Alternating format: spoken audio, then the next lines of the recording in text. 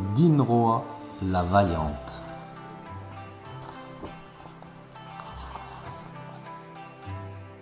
De Jean-Louis Lecravet et Martine Bourg. Autrefois, il y a très longtemps, vivait en Chine une petite fille bien dégourdie qui avait pour nom Dinroa. Elle vivait dans une campagne perdue avec sa mère et son petit frère.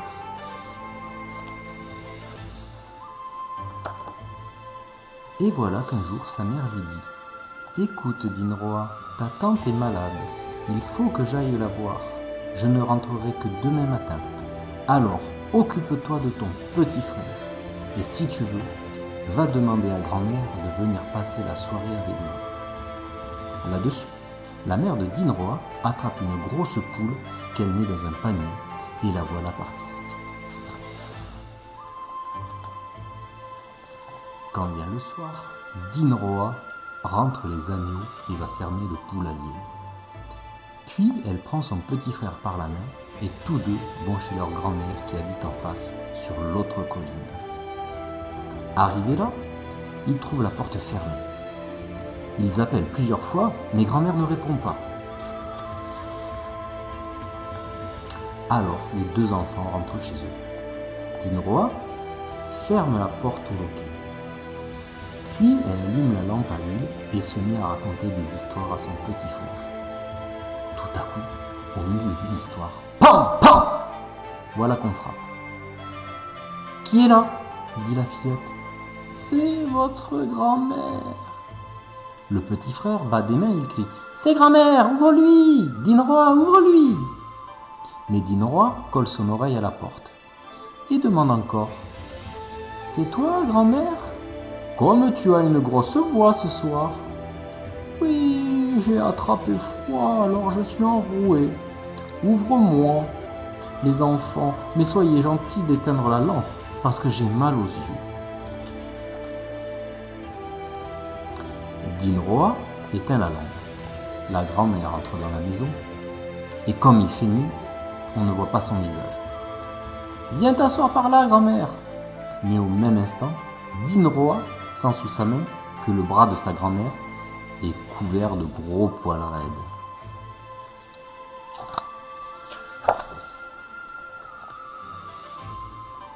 Peu après, Dinroa prend une petite poignée de graines séchées, enlève le bonnet de son petit frère et fouille dans ses cheveux. De temps en temps, il jette dans le feu les graines qui crépitent. La soi-disant grand-mère, qui se tient assez loin pour qu'on ne la voit pas bien, se dandine sur sa chaise. « Qu'est-ce qui fait ce bruit-là ? » ?»« Ce sont les poux de mon petit frère que je jette au feu. Le pauvre petit en est couvert. Eh bien, qu'il ne m'approche pas, surtout. »« Tu crains donc les poux, grand-mère ? » Ce n'est pas que je les craigne, c'est plutôt que je ne les aime pas. »« Tu es comme les ours alors ? » ?»« Oui, tout à fait. Enfin, ce qu'on raconte sur les ours, je ne sais pas trop ce qu'il en est, moi. » Voilà Dinroa renseigné. Alors elle dit: « Eh bien, grand-mère, puisque c'est comme ça, je vais coucher le petit frère. » Elle emmène le petit dans la pièce voisine, le couche et en sortant, ferme la porte à clé. « Et toi, ma petite fille, as-tu des poux ? » ?»« Moi, des poux ? Pas du tout. Enfin, je ne crois pas. »« Eh bien, conduis-moi jusqu'au lit et couche-toi près de moi, mon enfant. » Couchée près de l'ours, Dinroa ne bouge pas. Puis tout à coup, elle dit: « Oh là là, j'ai mal au ventre, il faut que j'aille quelque part. »« Vas-y donc, ma petite fille, mais d'abord, tends-moi ton poignet que j'y attache ce ruban. Comme ça, tu n'auras pas de mal à retrouver le lit quand tu auras fini. »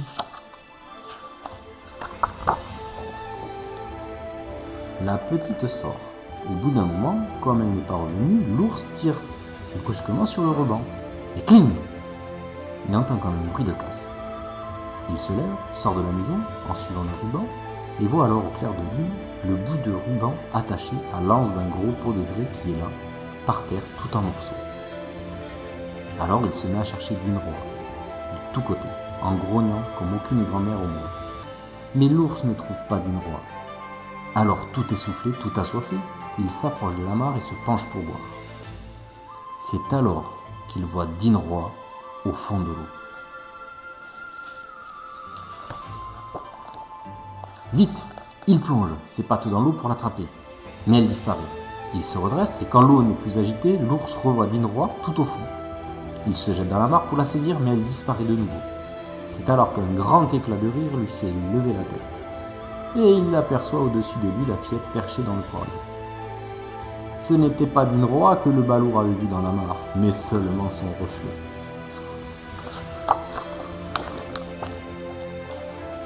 Aussitôt, l'ours essaie de grimper au poirier, mais Dinroi a passé une couche d'huile sur le tronc du poirier.